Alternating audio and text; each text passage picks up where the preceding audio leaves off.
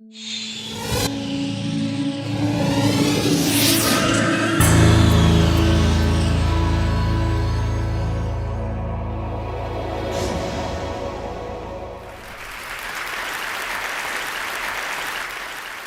would be willing to bet that I'm the dumbest guy in the room because I couldn't get through school. I struggled with school.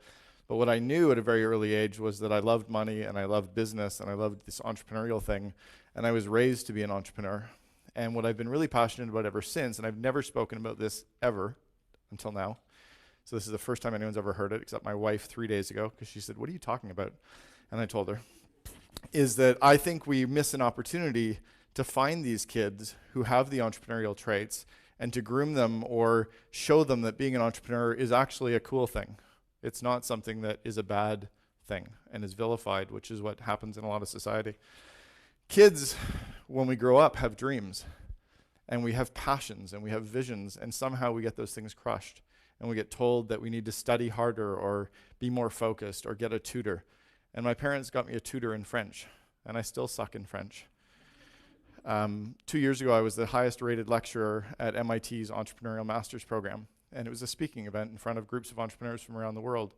When I was in grade 2, I won a citywide speaking competition, but nobody had ever said, "Hey, this kid's a good speaker. He can't focus, but he loves walking around and getting people energized." No one had said, "Get him a coach in speaking." They said, "Get me a tutor in what I suck at." So as kids show these traits, and we need to start looking for them, I think we should be raising kids to be entrepreneurs instead of lawyers. And unfortunately, the school system is grooming this world to say, "Hey, let's be a lawyer, or let's be a doctor." And we're missing that opportunity because no one ever says, "Hey, be an entrepreneur." Entrepreneurs are people, because we have a lot of them in this room, who have these ideas and these passions or see these needs in the world, and we decide to stand up and do it. And we put everything on the line to make that stuff happen. And we have the ability to get those groups of people around us and want to kind of build that dream with us. And I think if we could get kids to embrace the idea at a young age of being entrepreneurial, we could change everything in the world that is a problem today. Every problem that's out there, somebody has the idea for. And as a young kid, nobody can say it can't happen because you're too dumb to realize that you couldn't figure it out. I think we have an obligation as parents and a society to start teaching our kids to fish instead of giving them the fish. The old parable, if you give a man a fish, you feed him for a day. If you teach a man a fish, you feed him for a lifetime. If we can teach our kids to become entrepreneurial, the ones that show those traits to be, like we teach the ones who have science gifts to go on in science, what about if we saw the ones who had entrepreneurial traits and taught them to be entrepreneurs? We could actually have all these kids sprouting businesses instead of waiting for government handouts. What we do is we sit and we teach our kids all the things they shouldn't do. Don't hit, don't bite, don't swear. Right now, we teach our kids to go after really good jobs. You know, and the school system teaches them to go after things like being a doctor and being a lawyer and being an accountant and a dentist and a teacher and a pilot. And the media says that it's really cool if we could go out and be a model or a singer or a sports hero like Luongo Crosby. Our MBA programs do not teach kids to be entrepreneurs. The reason that I avoided an MBA program, other than the fact that I couldn't get into any because I had a 61% average out of high school and then 61% average at the only school in Canada that accepted me, Carleton. But our MBA programs don't teach kids to be entrepreneurs. They teach them to go work in corporations. So who's starting these companies? It's these random few people. Even in popular literature, the only book I've ever found, and this should be on all of your reading lists, the only book I've ever found that makes the entrepreneur into the hero is Atlas Shrugged. Everything else in the world tends to look at entrepreneurs and say that we're bad people. I look at even my family. Both my grandfathers were entrepreneurs. My dad was an entrepreneur. Both my brother and sister and I, all three of us own companies as well. And we all decided to start these things because it's really the only place we fit. We didn't fit in the normal work. We couldn't work for somebody else because we're too stubborn and we have all these other traits. But kids could be entrepreneurs as well. I'm a big part of a couple organizations globally called the Entrepreneurs Organization and the Young Presidents Organization. I just came back from speaking in Barcelona at the YPO Global Conference. And everyone that I met over there who was an entrepreneur struggled with school. I have 18 out of the 19 signs of attention deficit disorder diagnosed, so this thing right here is freaking me out. It's probably why I'm a little bit panicked right now, other than all the caffeine that I've had and the sugar, but this is really creepy for an entrepreneur. Attention deficit disorder, bipolar disorder. Do you know that bipolar disorder is nicknamed the CEO disease? Ted Turner's got it, Steve Jobs has it. All three of the founders of Netscape had it. I could go on and on. The kids, you can see these signs in kids. And what we're doing is we're giving them Ritalin and saying, don't be an entrepreneurial type, fit into this other system and try to become a student. Sorry, entrepreneurs aren't students. We fast track, we figure out the game. I stole essays, I cheated on exams, I hired kids to do my accounting assignments in university for 13 consecutive assignments. But like as an entrepreneur, you don't do accounting, you hire accountants. So I just figured that out earlier. At least I can admit I cheated in university. Most of you won't. I'm also quoted, weirdly, and I've told the person who wrote the textbook, I'm now quoted in that exact same university textbook in every Canadian university and college studies in managerial accounting. I'm chapter 8. I open up chapter 8 talking about budgeting. And I told the author after they did my interview that I cheated in that same course, and she thought it was too funny to not include it anyway. But kids, you can see these signs in them. The definition of an entrepreneur is a person who organizes, operates, and assumes the risk of a business venture. That doesn't mean you have to go to an MBA program. It doesn't mean you have to get through school. It just means that those few things have to feel right in your gut. And we've heard those things about, is it nurture or is it nature, right? Is it thing one or thing two? What is it? Well, I don't think it's either. I think it can be both. I was groomed as an entrepreneur. When I was growing up as a young kid, I had no choice because I was taught at a very early young age. When my dad realized I wasn't going to fit into everything else that was being taught to me in school, that he could teach me to figure out business at an early age. He groomed us, the three of us, to hate the thought of having a job and to love the fact of creating companies that we could employ other people. My first little business venture, I was 7 years old. I was in Winnipeg, and I was lying in my bedroom with one of those long extension cords, and I was calling all of the dry cleaners in Winnipeg to find out how much would the dry cleaners pay me for coat hangers. And my mom came into the room, and she said, where are you going to get the coat hangers to sell to the dry cleaners? And I said, let's go and look in the basement. And we went down to the basement, and I opened up this cupboard, and there was about 1,000 coat hangers that I'd collected, because when I told her I was going out to play with the kids, I was going door to door in the neighborhood to collect coat hangers to put in the basement to sell, because I saw her a few weeks before that, you could get paid. They used to pay you 2 cents per coat hanger. So I was just like, well, there's all kinds of coat hangers, and so I'll just go get them. And I knew she wouldn't want me to go get them, so I just did it anyway. But I learned that you could actually negotiate with people. This one person offered me 3 cents, and I got him up to 3.5. I even knew at a 7-year-old age that I could actually get a fractional percent of a cent, and people would pay that because it multiplied up. At 7 years old, I figured out I got 3.5 cents for 1,000 coat hangers.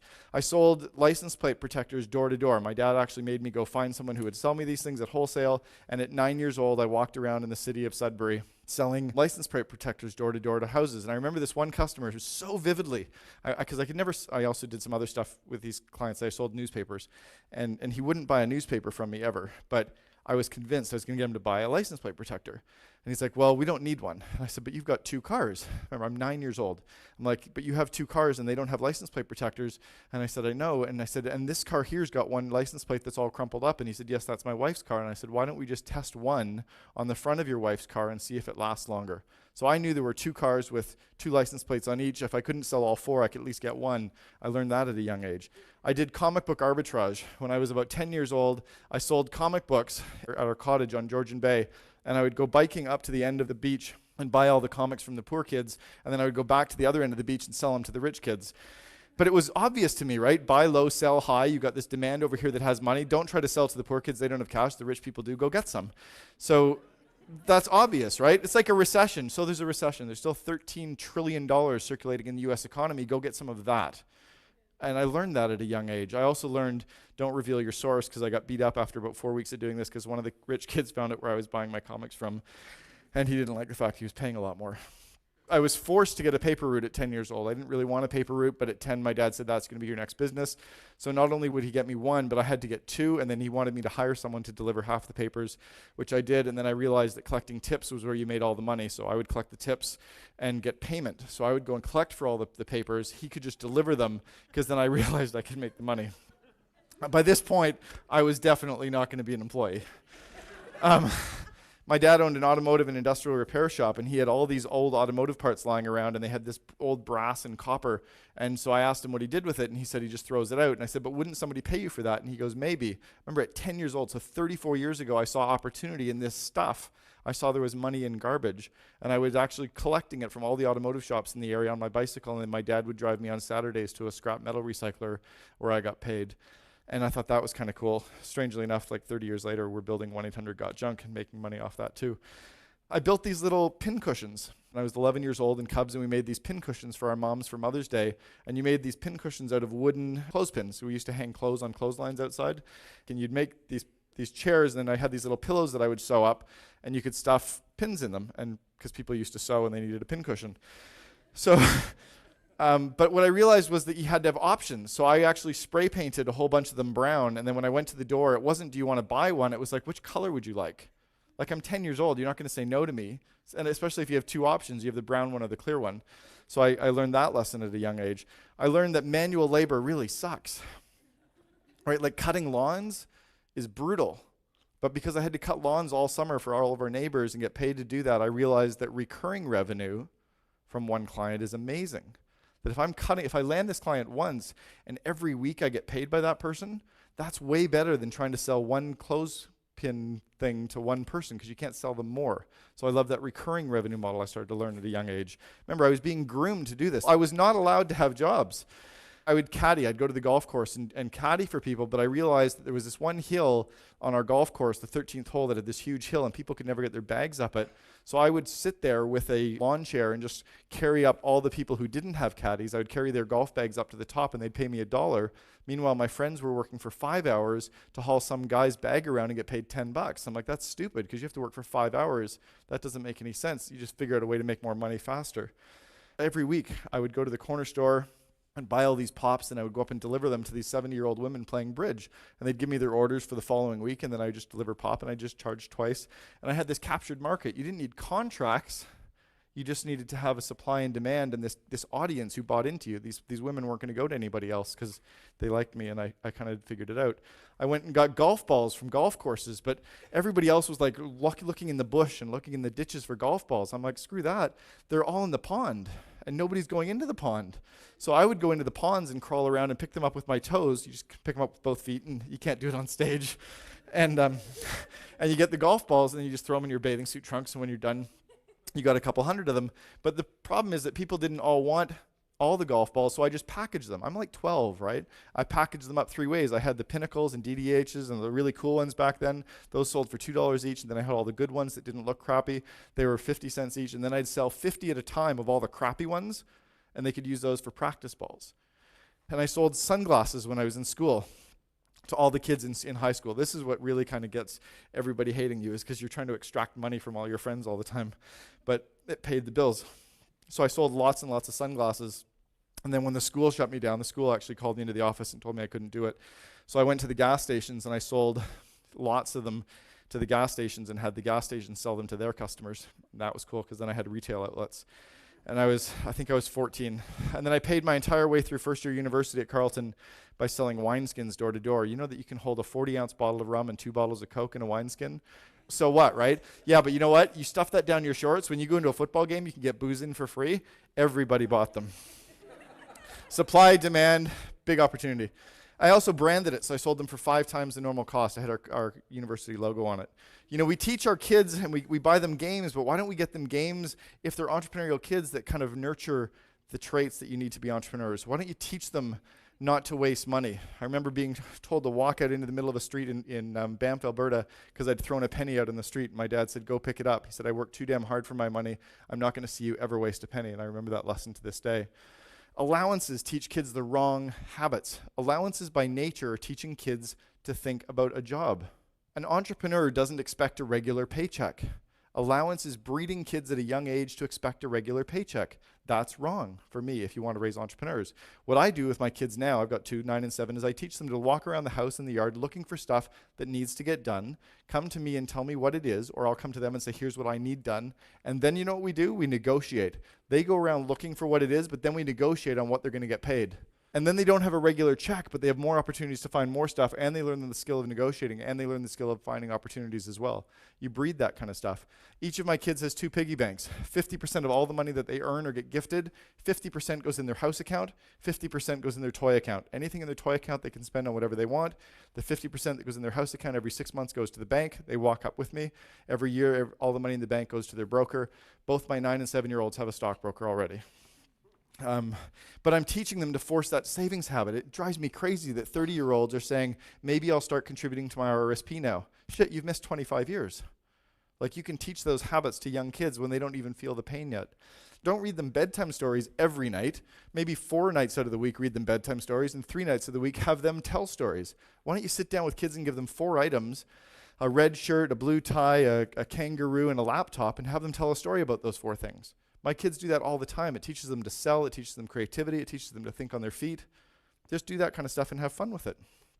Get kids to stand up in front of groups and talk, even if it's just stand up in front of their friends and do plays and have speeches. Those are entrepreneurial traits that you want to be nurturing. Show the kids what bad customers or bad employees look like. Show them the grumpy employees. When you see grumpy customer service, point that out to them. Say, by the way, that guy's a crappy employee. And say, these ones are good ones. If you go into a restaurant and you have bad customer service, show them what bad customer service looks like. Right? We have all these lessons in front of us that we don't take those opportunities. We teach kids to go get a tutor. Imagine if you actually took all the kids' junk that's in the house right now, all the toys that they're outgrown 2 years ago, and said, why don't we start selling some of this on Craigslist and Kijiji? And they can actually sell it and learn how to find scammers when they get email offers come in. They can come into your account or a sub-account or whatever, but teach them how to fix the price, guess the price, pull up the logos or the photos. Teach them how to do that kind of stuff and make money. And then the money they get, 50% goes in their house account, 50% goes in their toy account. My kids love this stuff. Some of the entrepreneurial traits that you got to nurture in kids: attainment, tenacity, leadership, introspection, interdependence, values. All these traits you can find in young kids and you can help nurture them. Look for that kind of stuff. There's 2 traits that I want you to also look out for that we don't kind of get out of their system. Don't medicate kids for attention deficit disorder unless it is really, really freaking bad. The same with the whole things on mania and stress and depression. Like, unless it is so clinically brutal, man. Bipolar disorder is nicknamed the CEO disease. When Steve Jurvitz and Jim Clark and Jim Barksdale have all got it, and they built Netscape, imagine if they were given Ritalin, we wouldn't have that stuff, right? Al Gore would have really had to have invented the internet. These skills are the skills that we should be teaching in the classroom as well as everything else. I'm not saying don't get kids to want to be lawyers, but how about getting entrepreneurship to be ranked right up there with the rest of them as well? Because there's huge opportunities in that. I want to close with a quick little video. It's a video that was done by one of the companies that I mentor, these guys, Grasshopper. It's about kids. It's about entrepreneurship. Hopefully this inspires you to take what you've heard from me and do something with it to change the world.